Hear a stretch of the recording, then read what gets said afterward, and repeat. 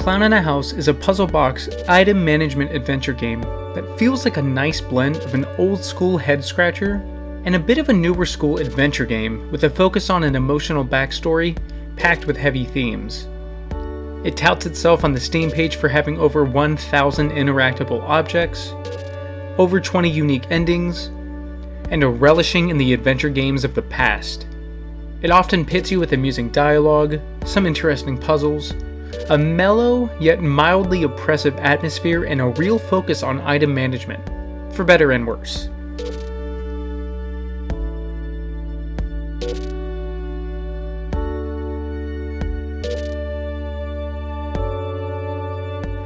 The graphics of Clown in a House are immediately charming, with a retro pixel aesthetic but with a nice modern sheen that often invokes the feeling of wandering around a dimly lit empty children's funhouse that also has the potential to kill you. You'll find everything is as detailed as it needs to be, and the pixel graphics really do help add to the isolating atmosphere of the game, as you soon realize that the house that you are exploring appears to be floating in the outer reaches of space. The music, while very minimal, is also very catchy, well made, and fits the tone and the theme of the game incredibly well. The sound design is always an important piece to the gaming pie, and this being a horror-tinged adventure title arguably makes it more important than it would be otherwise. Thankfully, the sound design in Clown in a House is very well done as well, with haunting ambience and just an overall feeling of whimsical oppression. Using items on objects in the world successfully will provide a satisfying success sound, and even using an item incorrectly will also give an appropriate failure sound. The core gameplay of Clown in a House is very basic.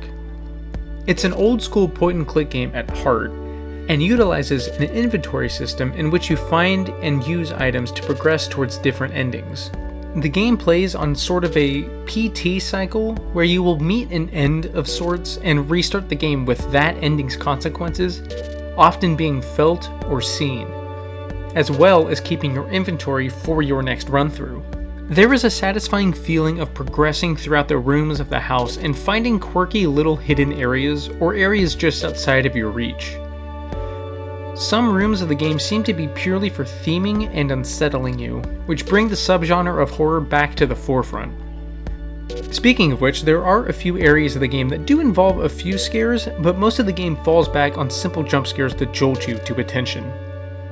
The game never really relies on its horror aesthetics to be overwhelming or even really the main focal point, but rather uses it as a reliable sleight of hand. The puzzles range from find item, use item, to knowledge that you've gathered from your playtime and using that information later on in the game, such as the note that you find in the first room. There are some issues that I have with it, however.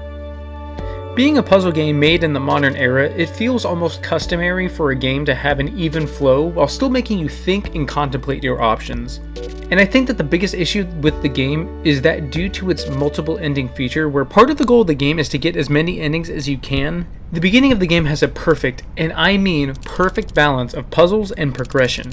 But it quickly teeters off into a more normal, old school adventure title, where you can be slamming at every item in your inventory into every object in the game that you seem to find, hoping for another route of progression.